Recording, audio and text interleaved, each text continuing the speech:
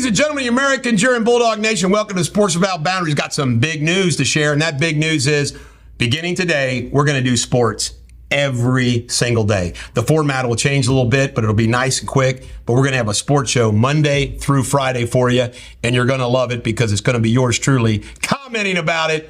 And we're not woke, are we, Josh? We get to say, first, the Cincinnati Bengals. Folks, this is incredible. All right. Could be a major issue. So I'm going to just talk about the issue for the Bengals. It's Joe Burrow. They're saying he may not be able to play Monday night at home against the Rams. That's almost like a must-win now. This is where they screwed up. They go to Cleveland. Cleveland's rainy. They know Burrow hasn't played in preseason. It's a grass field. It's just a mess. It's a nightmare.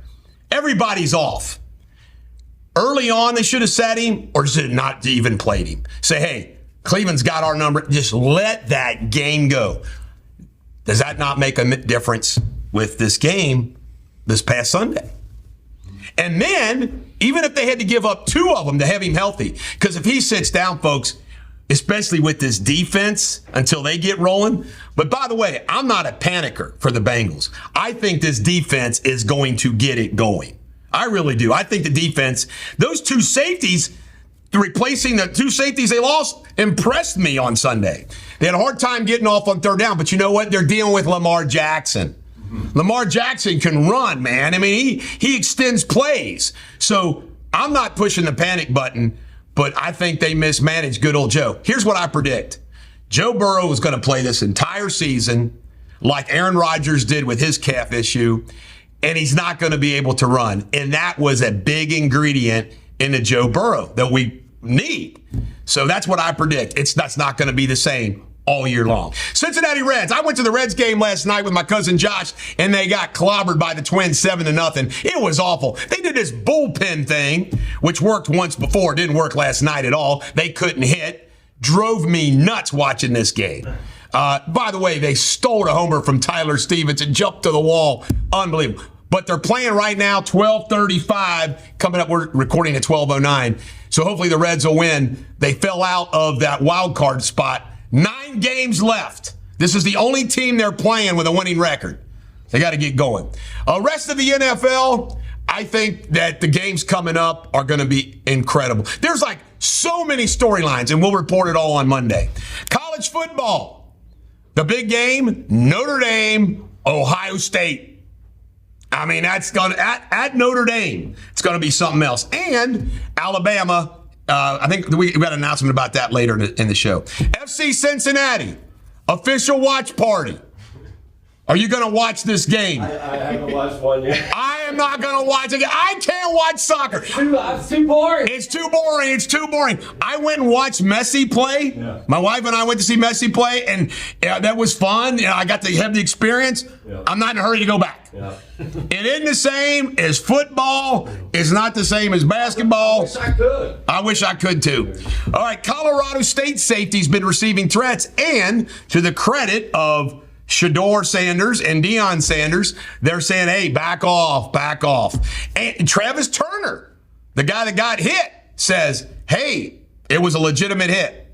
So we'll see. More Monday Night Football. I wondered why there was 2 games on.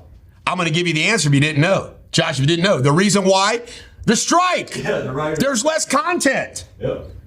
There's less content. You know, this strike is going to lead to shortages like we did of COVID. Yeah. You know, shows are going to be stalled. Yeah. It's a nightmare. The only person that I think is calling it right is Bill Maher. Bill Maher is like, come on, writers. You either make it or you're not making it. You're not entitled to your to your job. Patrick Mahomes, can't make this up, redid his contract. I mean, are you kidding me? Mahomes just keeps getting richer. Every time a quarterback, Josh, signs a new deal, Mahomes is going to say, ready to redo mine again? Yep. I got to stay number one. Got to redo mine again? That's $50 million a year. The Chubb injury that happened on Monday night, and they say he's not only out for the year, that he might be career-ending. I've seen it once. I cannot watch that one again. It's Tim Krumrie-like. I mean, it's just awful. How about the Steeler fans giving him some love? Yeah. I mean, that was pretty cool. Chanting his name. Right.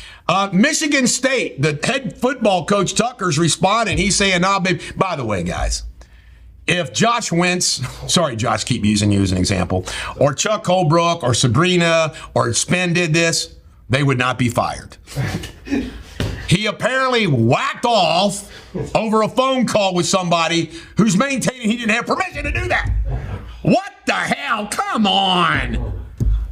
Suspend the guy a game. I mean, you know what? He's lucky, though. He's a black man, so he can play that black card. Go get him, Tucker. All right, Connor Phillips, the Cincinnati Reds, pitched a hell of a game against the Twins the night before. Keep it up, Connor. Saban has gone back to Milroe as his starting quarterback. Good move. Good move. He's not very good on those intermediate passes, but he's their best they can use. So it's a shame he didn't get the reps this past Saturday. But I got to hand up to Nick Saban. He tried. He goes back because this is the only thing that can keep him from making it in the playoffs. Will Levis broke up with his girlfriend. I wonder how much that's got to do with turning pro. I don't think Will Levis will be single long. What do you think, Josh? All right, Ohtani. They shut it down. We now know he had elbow surgery. He will not pitch until 2024. And last but not least, a sad story. A Patriots fan at Gillette Stadium, heckling by Dolphin fans, gets punched in the face, and he's died. Died. You know, I forget that story, guys. You remember that story down at Dickman's where somebody walked out and some kid just clocked him, dropped him, and he died? I mean, you get punched in the face, you don't think you're not going to. You're right. You can die. Yeah, you can. Sad story. We'll be back tomorrow with sports.